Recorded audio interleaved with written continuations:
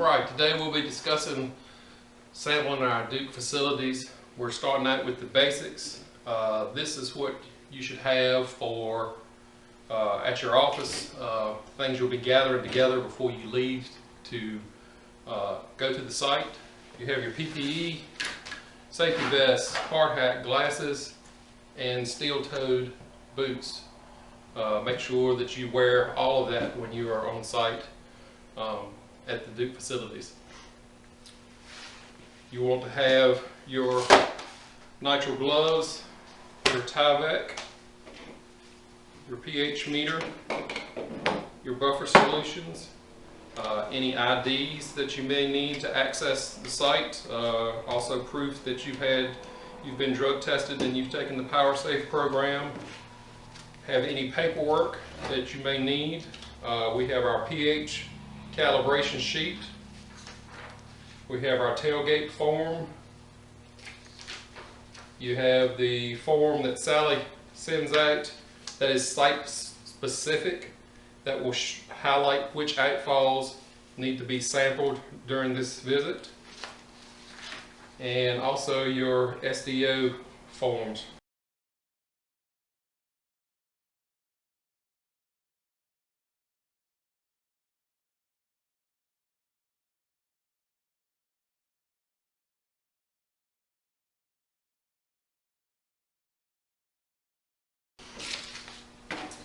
Make sure that you have any keys that are necessary to access any gates or locks. These may actually be on site. I know at River Bend I store them on site, but if you keep them at the office, make sure that you carry those with you. And then of course, just your basic notebook. Also, before leaving for site, we would want to calibrate our pH meter. Just turn the pH meter on.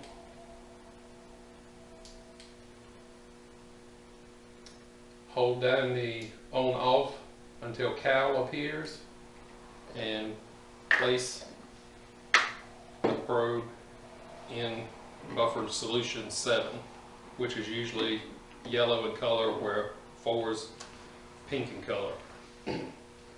Just as a identification marker, I have seen the buffer solutions be clear, but most of the time, and then you may see a blue number 10.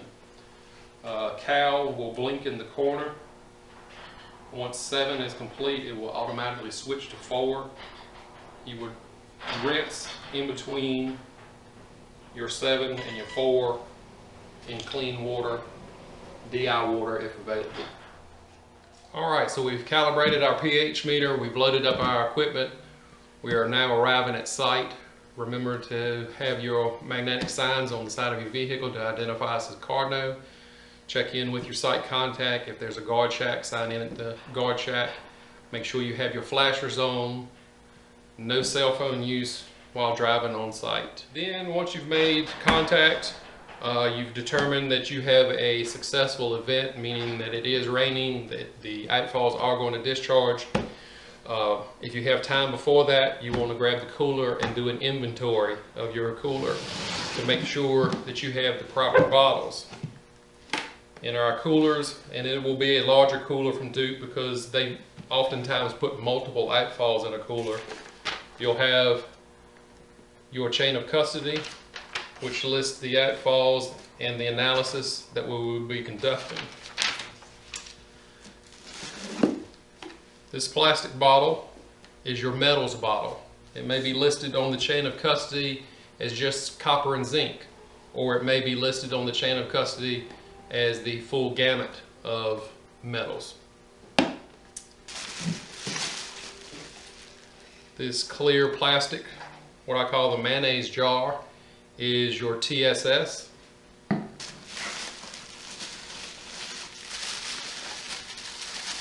The clear glass jar with the red lid is going to be oil and grease. Special thing with oil and grease, and it's in the other jar here, you have 2 of those, is the preservative comes separate. The oil and grease has acid preservative that should be added to the sample after collection. Once the bottle is filled, add your acid, recap, the jars, and these vials can be liters or for your PCBs. These are unpreserved bottles. And finally, all your glassware will be doubled due to possible breakage in delivery. That is the reason why you normally have 2 of everything. You have glass bottles. And then finally, our favorite sampling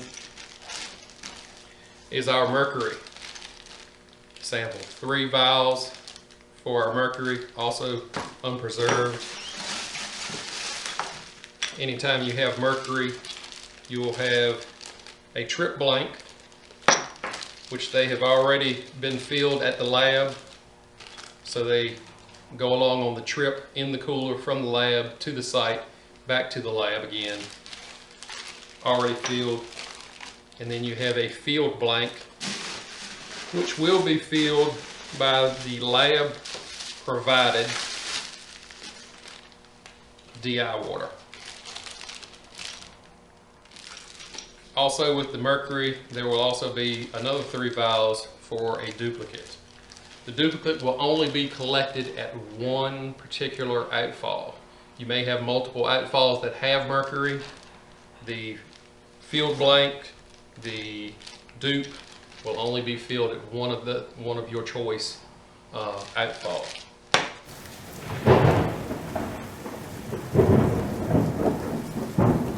So here we are at Duke outfall SW001. We have flow from the outfall. Due to the standards, you want to try to start sampling within 30 minutes of your outfall flowing. That does not mean you have to sample all the outfalls within 30 minutes. You just need to start sampling on site at one of the outfalls within 30 minutes of flow. This outfall will be treated as an outfall that has mercury sampling, so we will be demonstrating clean hands, dirty hands. I have my assistant Sally with me. Sally's going to be dirty hands, I'm clean hands. That requires Tyvek and a double set of nitrile gloves. The Tyvek and nitrile gloves are not protecting you from anything in particular, it is protecting the sample that we are collecting.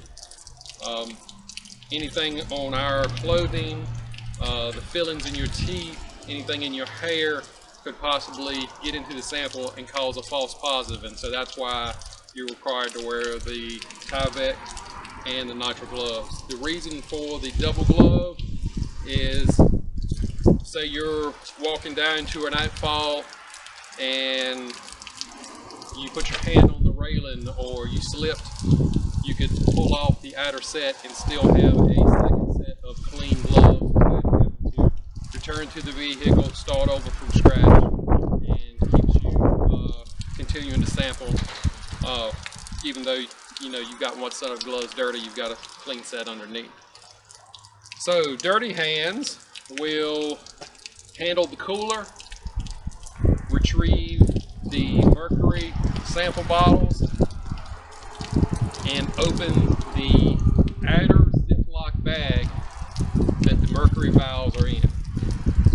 Sally, if you'll go ahead. Yep. And that's something that I always have become accustomed to, is at this point of sampling, your hands, your gloves, everything for the clean hands is at the cleanest you'll possibly be during sampling.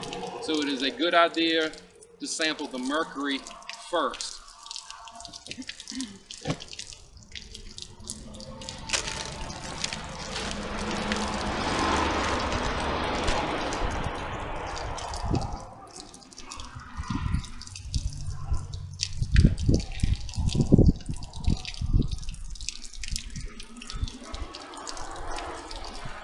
Unscrew the lid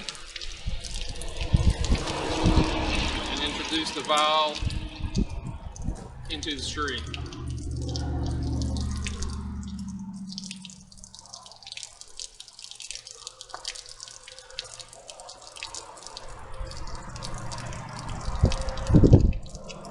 Recap the vial. Reinsert it to the bag until until all 3 vials. Once the vials are filled, Clean Hands reseals the inner bag, and Dirty Hands opens the outer bag. And at this point, Clean Hands is done with those set of vials. Dirty Hands can now put those into the cooler, and we will now collect our duplicate sample here.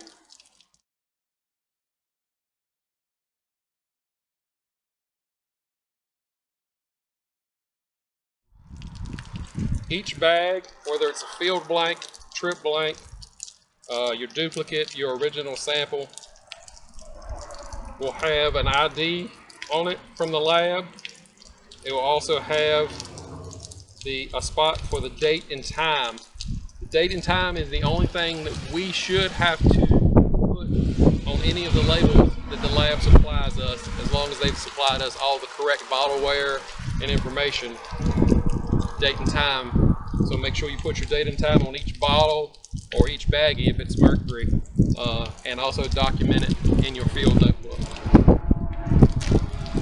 Going forward, if you are at a outfall that does not require mercury, remember you're not required to have the Tyvek and everything on. You would just need your rain suit, and you would still need nitrile gloves because you don't want to contaminate a sample. I always have a dipper with me that I take a sample, and I will put the pH meter in so we can stabilize while we collect the rest of the sample. So we collect our TSS.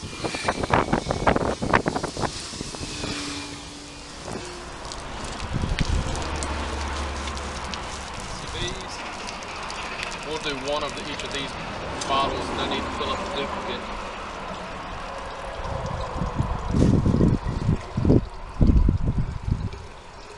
But you would fill both bottles at the outfall. But just for this demonstration purposes, we'll just fill one here to save on time.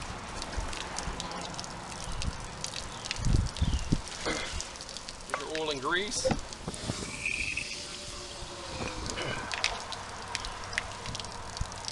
One vial per bottle.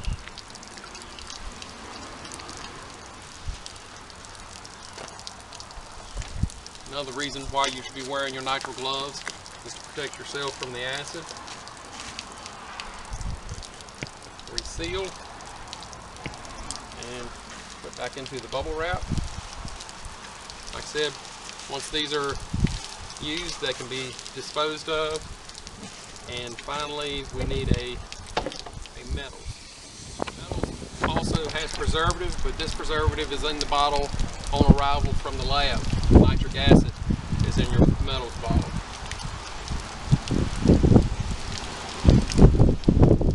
Add a date and time.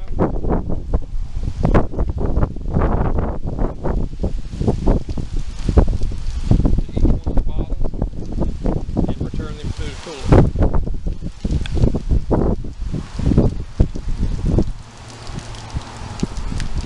While we've been sampling, the pH is stabilized.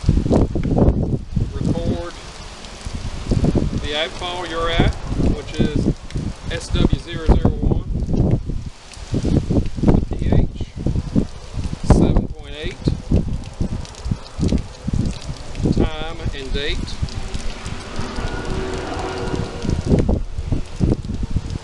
And you can proceed to your next outfall. Your sampling, and you return to the building to get ready to prep your samples for shipment to the lab. You want to have this sheet that Sally had sent to you for your specific site showing which outfall should have been sampled, so you can make notations on which ones were sampled. You'll need your notes so you'll know what time you took each sample and the pH, so you can add that information to your chain of custody. And also, if you are unable to do so in the rain, if you have an opportunity then afterwards, you may have to add your date and time to any bottles or labels. But preferably try and go ahead and add that date and time at the time of collection, because it can become confusing later on. If you haven't taken really good notes, you just really need to make sure that date and time is proper on your sample bottles. Once everything is double checked on your chain of custody, you've made sure that you've filled all the bottles for each specific outfall. Your samples are placed back in the cooler. Ice is added to the cooler. The cooler is then sealed with tape and a custody seal. Once your cooler has been iced, all the identification labels have been filled out, the chain of custody has been filled out. You'll place the chain of custody in the original Ziploc bag that came with it and take that to one of the coolers on the outside for the lab to receive, and hand it off to your site contact or the courier that is coming from the lab to pick up the samples. Depending on which site it is, it could go either way. You'll contact your site contact to determine how sample delivery will take place.